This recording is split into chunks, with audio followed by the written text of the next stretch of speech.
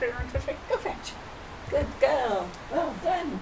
Meet Willow, the newest member of the Einan family. She's a bundle of joy, but trying to find a vet to give her vital vaccinations has been far from joyous. I went through all of the directory online to see what vets were available in Nice, and they were all closed. They spread out to Merthyr, Brecon, Swansea, Clydach, Port Talbot, and I was running out of choices. I was panicking because of the need for Willow to have had the second injection. She couldn't be socialised without it. She would be stuck in this garden. And even now, this really isn't quite stimulating enough. Did you consider not getting her? I actually got to Thursday and I just thought, I've just got to give her up. Diane eventually found a vet in Carmarthen, but will have to travel more than 40 miles every time Willow needs treatment. It's the reality faced by many pet owners as practices reach maximum capacity. Got 11:15. This vet's surgery in Swansea may not look very busy, but don't let that fool you. During lockdown, the number of people searching for puppies online rose by 6 times, and a lack of staff means vets are struggling to meet that rising demand.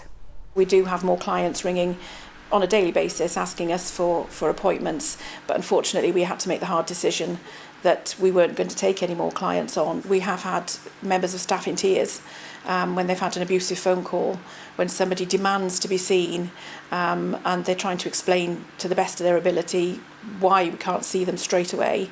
A vet shortage in the UK has traditionally been filled by EU locums, but they've become scarce in recent months. Obviously because of the uncertainty around Brexit as to whether the European vets would be welcome to come and work or whether they'd have to have more paperwork involved. I think a lot of the European locums decided not to come over. And then shortly after Brexit, the COVID pandemic emerged, which just was a double whammy. Now, where there would normally be 3 vets working here, Lisa is the only one left. It means they've had to pay a vet in Greece more than £5,000 to cover Lisa while she takes a break, something she desperately needs. I've been taking a nap at lunchtime because I'm just so tired. It just takes its toll over time. I've been doing this now for over 7-8 months, and it's getting harder and harder every day. What would you say to pet owners who perhaps don't understand the pressure that you're under?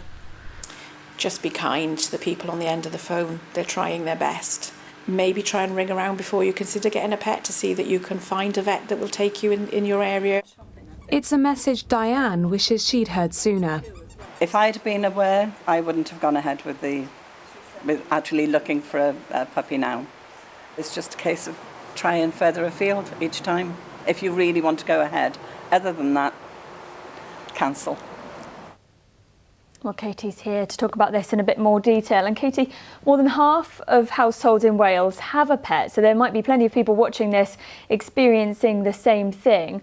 Why is Wales so reliant on overseas vets? Well, you heard in my report how COVID and Brexit are causing that big shortfall in overseas vets, but vets have told me that new graduates here are actually reluctant to enter the industry because of that extra pressure and the longer hours that they're facing at the moment. On top of that, they say there simply aren't enough vets being trained in Wales or the rest of the UK. And the British Veterinary Association says more school places could be a solution to that. There's no quick fix. More veterinary school places are required, and this is already in pipeline with the Welsh School at Aberystwyth opening up in September. But also, we traditionally imported a lot of vets from within Europe and other countries, and currently the visa requirements are proving very, very problematic for those trying to bring people in to this country. Now, that university Colin mentioned in Aberystwyth is the only one and the first one in Wales to open a school of veterinary science. They'll be welcoming their first students in September, but of course they will take years to become fully qualified. So in the meantime, vets like the one in Swansea desperately need those overseas vets to come back and help them meet that demand. The UK government has added vets to a shortage occupation list, which it says will make it easier for employers to recruit those overseas vets. And it also says that 2 new schools have opened in England as well. But of course, as Colin said, none of these are quick fixes. So until then, pet owners are being urged to check with their vets that they can actually register before buying or adopting. Katie Fenton for that story, thank you very much.